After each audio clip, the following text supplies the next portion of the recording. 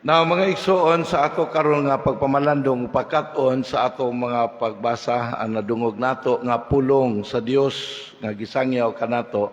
Wala ko kahibalo kung sa inyong gibati sugod sa unang pagbasa. No?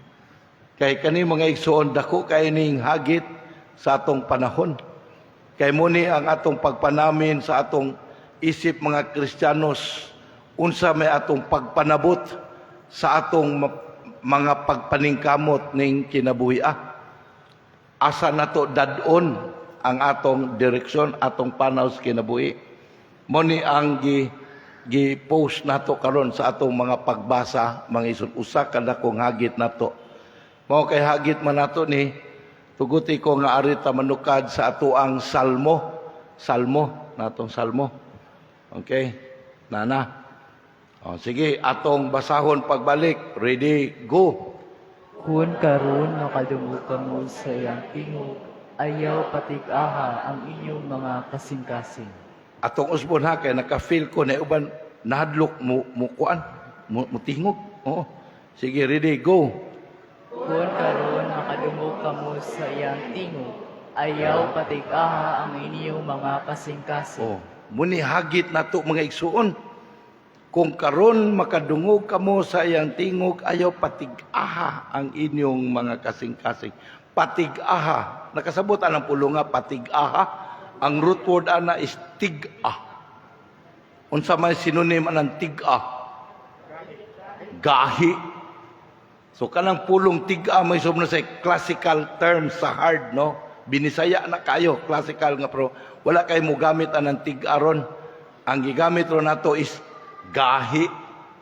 Mao nga kung makadungog ta sa pulong sa Dios, dili nato pahagahion ang atong kasing-kasing, hinunua magmalumo kita aron nga makasulod ang Dios sa ato ang kinabuhi, ang iyang pulong makasulod dinhi kanato. Ang pangutana, asa man nato madunggan ang tingog sa Dios, meaning nakigsulti nato ang iyang pulong, asa man nato na madunggan? Ha? Oo. Sa matag higayon nga basahon nato o pamation ang iyang pulong nga naisulat. Di na sa balaang kasulatan nga gitawag og Biblia. Mao ni atong gibasa karon mga igsuon. Gikan ni Biblia ni atong gisgutan pero gi-arrange lang aron nga sa tibok tuig nga kasaulugan nato ato gyung madunggan ang pulong sa Dios nga mao'y iwag og pulong sa kinabuhi nato. Mabitaw ng kabantay mo sa first reading. Karon pananglitan karon gikinutlo sa basahon sa Ecclesiastes. Pag magbasa ningon ang magbabasa, mao kini ang pulong sa Dios. Unsa atong tubag? Ug nganong nagpasalamat man ta sa Dios kay iya tang gipabati sa iyang pulong. Gipadunggan ta sa iyahang pulong mo nang di lang paigo nga makadungog ta, mamati pagyud ta. Kay way kapuslanan kung igo ra ta makadungog, unya di ta mamati. Mo nagapasalamat ta sa Dios kay aron nga makasabuta kun sa iyang kabubuton nato nga sa second reading, sa ikaduhang pagbasa, gikutlo sa sulat ni San Pablo. Pag magbasa, niingon na pod, mao kini ang pulong sa Dios. Unsa atong tubag? Mo gyapon ka pasalamat ta sa Dios nga diin si San Pablo ang iyang sulat mao'y instrumento sa Dios sa iyang nga pagpahibalo sa iyang kabubuton nato. So pulong sa Dios sumlang nagpasalamat ta. Nya pagka ikatulong nga pagbasa mga igsoon, gikutlo sa ebanghelyo. Unsa may ebanghelyo? Unsa gipasabot ana? May buntag. Oh, mao kini ang pagbasa sa ebanghelyo sumala ni unsa man na ito pa maayong balita. Good news. Unsa may maayong balita nga ang Dios kitang mga Kristiyanos nakasabot kita ani nga ang Dios nagpakatakos pagpakatao mipuyo uban kanato pinaagi ni Kristo aron nga ato ang madunggan na gyud ang Dios nga nakigsulti nato siya na gyud mismo nga nagpakatawo. Mobitan na paingon nato nga ang ebanghelyo sumala ni San Lucas unsa atong tubag? Himayaon ikaw o ganito pa. Himayaon nato siya ka ang muna ni ang Dios nga nagpakatawo nakig-istorya nato. Pinaagi ni Kristo niya humagpagbasa sa ebanghelyo mitang mao kini ang ebanghelyo sa Ginoo. Unsa atong tubag? Dayigon nato ang Dios. Kanong dayigon man kay pinaagi ni Kristo nahibalik ta sa kamatuoran nga nawala nato. Kay mo manigian ni sa atong Ginoong Hesus mga igsuon. Ang pagpabalik nato sa kamatuoran nga nawala nato nga gisakbit sa yawa. Mobito na ngayong pagtulunan kay gituan nato kamatuoran mo'y nahimong kahayag o iwag sa ato ang pagkinabuhi ning kalibutan na aron masabtan nato nga ang atong mga pagpaningkamot ning kalibutan na asa man nato ni gadala unsa may manian nato. Kay mo man ni mga igsuon kung sa atong mga kahago kay kita maghago magyud lamang ta mga kalandrakas ning kinabuhi pero ang pangutana ani at the end of the day unsa may naato. Kay kung sa atong mga paningkamot wala ray na ato, muna ingong kawang lang ang tanan. Muna gipahinumdum nato sa unang pagbasa sa Ecclesiastes, nga kawang lang ang tanan, naghago ta, nihatag ta sa atong mga talento, abilidad, panahon, tanan yun na to. Pero at the end of the day, pangutana, unsa may naatua? Mayong buntag. Karon ra mo nakabantay ani. Munang ato'y pangutana, unsa may naatua ani? Munang sa atong mga paningkamot asa man nato dad-a ang atong kaugaling unsa may atong buot kabuoton mga igsuon. Unya karon mingon man ang kalibutan, o paningkamot mo kay aron nga naakay magamit nimo sa imong pagpuyo sa kalibutan, mahayahay kay kasangatanan. Mabitan na mga igsoon, kung ang atong mga pagpaningkamot mga igsoon, para lamang niining kalibutan na, muna gingon mga igsoon, kawang lang ang tanan. Nga naman, kay mamiya or magyutan ng kalibutan na, musugot ta og musugot. Muna, di ba? In English pa na, whether we like it or like. Mamiya or magyutan din Unya, kawang lang kung ang atong mga paningkamot, mga pangkuan nato dinhi, pagtigom-tigom, mawala ra nunod sa atong pagkawala sa kalibutan. That's why mga igsoon in the gospel, sa ebanghelyo, ang atong Ginoong Hesus mga igsoon, iyahang girefute, kabulutag refute. Kanabang og naay musulti nga mo ni sa tinuod i-refute, labang ipanghimakak. No? So gipanghimakak sa atong Ginoong Hesus unsa man ang atong mga tawhanong panghuna-huna sa atoang mga pagpaningkamot ning kalibutan na. Nga kun ang atong mga pagpaningkamot para lamang niining kalibutan na, usik, kawang lang ang tanan. Mao bitaw ng atong Ginoong Hesus isip kamatuoran ug kahayag, iyahatang gitug-anan sa kamatuoran nga dili kawang ang atong mga pagpaningkamot ning kalibutan na. Kana kun ato ning gipunting sa tukma nga tumong mga igsuon. Munang gaisgot sa og kalibutan sa kinabuhing dayon. Kaya ang ato di ay mga paningkamot ning kalibutan na dili mahanaw nunod sa atong pagbiya sa kalibutan. Munang dili mahimong kawang. Pero kung para lang din kalibutan na, kawang lang ang tanan. Pero diya sa atong Ginoong Hesus, gitudluan tanas kamaturan. Muna mubalik ta sa ebanghelyo may sono. Kaning sa atong ebanghelyo ron atong balikon tan-aw no. Dihay tawo nga miduol sa atong Ginoong Hesus. Unya mihangyo niya ningon siya nga magtutudlo sultihi ang akong igsuon nga bahinan ko sa katigayunan sa among amahan. Makakita pa mo anirong panahon na? Oo. Nga sa ato pa kinintawanan na sa igsuon. Unya nabinlan sila katigayunan sa ilang amahan, buangan ning igsuon na kay wa man mamahin niya. Makakita pa ba mo arong panahon na? Daghan ni karon.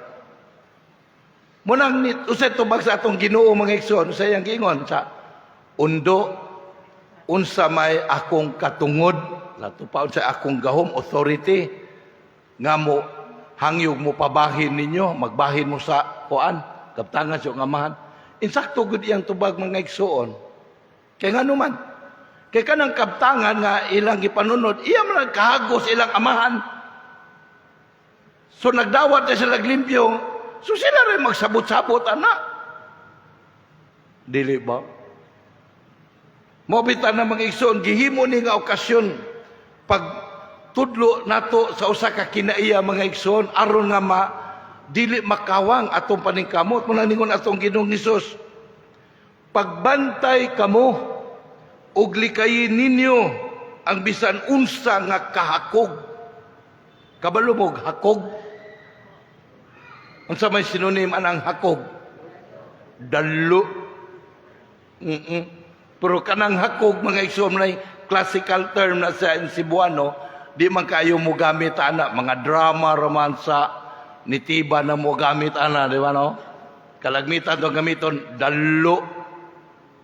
Ya, sumala pa ni San Pablo sa second reading, kanang pagkadalo, mga igsoon, pagkahakog, mauna say timaan, expression, nga nag-alagad tag mga Diyos sa ato ang kinabuhi, mga igsoon. Mao nga aron makapangalagad ta sa Dios mo nang iusag, likayin ninyo ang pagkahakog, pagkadalo. Munang mihatag siya og sambingay, bulahan, magiyahan ta nga sa atong mga pagpaningkamot, asa man nato dadon ang atong paningkamot. Nga ato bang kapahimuslan ba? Munang balik ta sa sambingay, no? Atong Ginoong Hesus nagatag sambingay. Ningon siya, dihay usa ka tawo nga dato kayo. Unya, naasag iya sa giyuta sa ato pa farmer dahil siya. Unya, nakita niya ang iyang kamalig nga sudlanan sa abot niya, napuno naman. So gamay ra, so unsa man daghan pa man siyang abot. So unsa iyang hunahuna, isa mo ni akong buhaton. Gubo niya ang iyang gamay kamalig, maghimo siya mas dako pagyud. Aron nga ang tanan niyang abot, matigom niya dito. Unya ni katigom na dito, mingon na siya siyang kaugalingon, pagkapalaran nimo undo. Kay anaan kanimo ang tanan, dili ba? Na nakay house unlock, dagan nakagkwarta sa bangko, imo mga anak nakatapos nag-eskwela, tanan na nay trabaho, wa nakailibog pa pagkayahay na nimo. Munang hala, paglipay na lang, suroy-suroy, ingon ni anak, dili ba? Kay mo na bunga na sa imong kahago. Nya kami ingon man ang Ginoo niya, oy buang, mamatay man karong gabi laina. Oo. Nya, mo man ay realidad mga igsoon. Am I right? Madadunahan ka o dili madunahan, mamiya rata ni ining kalibutana. Munang ningon niya, kisa may nakapahimulo sa imong kahago. Napahimudsan ba ninimo nga ikaw nga naghago? Munang mingon atong Ginoong Hesus sa last part in the gospel, mauni mahitabo sa mga tao nga magtigom og mga bahandi nining kalibutana apan dili dato atubangan sa Dios. Mabitan na mga igsoon, kitang mga Kristiyanos, mga igsoon, tungod sa atong pagtuo ni Kristo, tungod sa atong pagtuo sa iyang pagtulunan o kamatuoran, nga iyahang giyag-giyag din ni nato, munang lahi na tag-direksyon. Kitang mga Kristiyanos, lahi na taog punting sa atong mga paghago. Sa atong pagpasabot nga, kitang mga binunyagan, di na ta maghago sa mga butang nga di nato kapahimuslan, hinunua ang atong kahago kanang kapahimuslan nato sa asaman nga makapasulod nato ni anang langit sa kinabuhing dayon. Mauna ang punting nato mga igsoon. Mauna hinumdum o gipasabot nato ni San Pablo mga igsoon. Ato ragong balikon, no? Atong balikon pagbasa ang sulat ni San Pablo, atong gibasa ron ngadto sa taga Kulusas, kay mo punigiya nato karon unsa iyang giingon. Atong balikon non, ingon siya ay, sanglit gibanhaw naman kamo uban ni Kristo. Gibanhaw naman kamo uban ni Kristo. Kisa maning kamo nga iyang gisultihan? Kita nga mga tinunan sa atong Ginoong Hesus sa atong panahon. Una usab ni gipasabot niyang gibanhaw naman ta. Diin man ta nabanhaw. Diha sa atong pagpakatao pag-usab ni Kristo. Mubita ng atong pagkabinunyagan, mo ni atong pagdawat sa atong bag-ong kinabuhi diha ni Kristo. Unya unsa iyang giingon dinhi? Tinguhaa ang mga butang nga atua sa langit. Di naglingkod si Kristo sa iyang trono sa tuo sa Dios. Di ba mao ni ang punting sa atong bunyag? Ngano ganit ang kapabunyag? Unsa tumbot kabuton ani aron? Muna malangit ra gud ta. Muna gipasabot tinguhaa ang mga butang sa langit. Muna gapabunyag ta nganong midawat ta ni Kristo, ay mo tang Kristiyanos kay si Kristo gapalangit man. Munang himuon tang Kristiyanos, may sama ta ni Kristo, nga magpalangit mga igsoon. Mao nga ang atong tanan nga mga paningkamot binuhatan, usaray punting, malangit ragud ta. Palanglitan, mga abogado. Kinahanglan nga magpalangit gumo sa inyong pagkaabogado. Kay kung dili ta magpalangit sa atong pagkaabogado, ang may tabuan ni, mapriso ang mga inosente, ang mga sadaan kay kwartahan, muna nahayahay. Nga naman, kay waman ka palangit. Dili ba? Mga government officials, kinahanglan magpalangit yun ta. Kay kung di ta magpalangit sa atong pagka-opisyali sa gobyerno, ang may tabuan na, mamulsa ta sa buhis sa mga tao. Bisag wa na eleksyon, ka-eleksyon lang gihapon. Kaya nga naman, wa man gapalangit. Mga tao nga nasa otoridad, magpalangit ta. Kaya kung di ta magpalangit, gamito na to atong gahom. Aron makapangwartaw, pangpanlupig sa mga wa tao'y mga gahom. Mao ni tumong ani mga igsoon. Mga estudyante, magpalangit ta. Kaya kung may estudyante dili magpalangit, magsigara lang panuhid, magsigig cheating. Way nakatunan, ngano man, kay wa man ka palangit. Mao ni gipasabot sa atong kinabuhi sa pagkabinon, yagan mga igsuon. Nga isip mga Kristiyanos, muna ingon, tinguhaon nato ang mga butang sa langit, aron dili makawang ang atong mga paningkamot. Kay kun ang mga butang sa kalibutan may atong paningkamutan lamang, kawang lang ang tanan. Muna gingon sa Ecclesiastes kay mamiya raman ta dinhi. Mo naglipadayon si San Pablo pagingon, hinunua ang mga butang langit nun, dili ang huna-hunaa ang mga butang langit nun, dili ang yutanon. Munang niingon tayo sa kitang mga Kristiyanos, mga binunyagan, lahi na tag-consciousness. So kung ang mga tao nga wa magpalangit kansa ngunahuna, mga kahilayan naman ni kalibutan na, apan kitang mga binunyagan diya ni Kristo, dili ni mao ang atong pananaw, dili ni mao atong paningkamot, kami tuong man ta nga adunay langit sa kinabuhing dayon.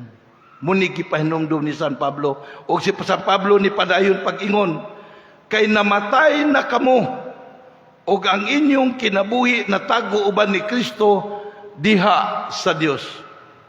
Nito mo nga namatay na mo? Hello? Ito mong namatay na mo? Kinahanglan mo to kita mga igsoon. nga diin kita nangamatay na ta. Kano sa man ta namatay? Diya sa bunyag. Mabita nang giingon nga diya sa bunyag, gipakatao tapag usab na born again ta, meaning namatay na ta sa una natong pagkatao nga napukan sa salang panulundon. Aron nga diha ni Kristo bag-ong pagkatao ang atong hulmaon mo ng kadumdum mo pipila ka Domingo ang milabay. Akong gipamugos nato dinhi nga kinahanglan kitang mga Katoliko makat-on gyud unta ta. Pagtuo nga kita mga born again tang tanan diya sa bunyag. Mao bitaw ng mga igsoon kanang mga igsoon nato mga Katoliko nga namiya nato nya ningong na born again, hagit biya na nato mga Katoliko. Tanawa na silang ningon sa born again, di ba namiya sa bisyo? Nakita mga Katoliko unsa man? Kunuhay nagsaulog og balaanon nga kasaulugan kay Kapistag Santos, unya gapatig bakay pod. Mao ba na? Nangayog nubina sa patay aron malangit niya gipasugalan pod. Mao ba na? Muna gipahinumdum nato ron mga igsoon. Mao bitaw na nga kun kining maong panghuna-hunaa. Wala ni mahulma nato mga igsoon sa bata pata. Karong dako na ta nga kabalo na tang munahuna, kabalo na tang musabot, nahimo ning hagit nato mga igsoon. Ato na ning challenge sa atong panahon kung kita mupadayon pabata sa mga naanda nato nga iya sa kaaway sa Dios. O ato bang maningkamo ta sa ato ang mga gipangbuhat sa atong kinabuhi, sa atong pagkinabuhi para asa man gapalangit bata niini? Mabitan na ni padayon sa San Pablo pagingon, ang matuod ninyong kinabuhi mao si Kristo. Ug inigpakita niya, makita usab kamuuban kaniya ug muambit sa imaya niya. Dayon niingon pagud siya, busa patya ninyo ang mga kaibog nga kalibutanon nga anaa kaninyo. Unsa gipasabot ani? Ato bang mga lawasnon nga mga kahilayan o mga kailibgon ba? I'm not only referring here sex. Kaya mo naman, di na may lawasnon kayo, satisfaction sex na yun, dili. Ang tanan nato mga tawhanon nga panginalaw sa kalibutan, kailibgon may son. Kaya kung dili ta kabalong mo disiplina ni ini, di kita makapangandoy sa mga butang nga langit nun. Kung ang maghari ka nato, ang mga butang pa, di ining kalibutana. Muna mga igsoon sa atong pagpadayon, sa atong panaw sa kinabuhi, nining pagsaulog nato Santos nga misa karon, kita gidala diining mo nga pag-alamgo aron unta kita sa atong panaw sa kinabuhi mag-amgo ta ug muhagit sa atong kaugalingon sama sa atong gibalik nga ebanghelyo o sa salmo no ato ibalik ang atong salmo palihog atong salmo atong balikon. Sige, ready, go. Kung karon makadungog kamo sa iyang tingog, ayaw patig-aha ang inyong mga kasing-kasing. Atong usbon kanang di ta mahadlok kay uban ninyo murag nahadlok man noon mo paamgo noon ane. Ready, go. Kung karon makadungog kamo sa iyang tingog, ayaw patig-aha ang inyong mga kasing-kasing. Amen.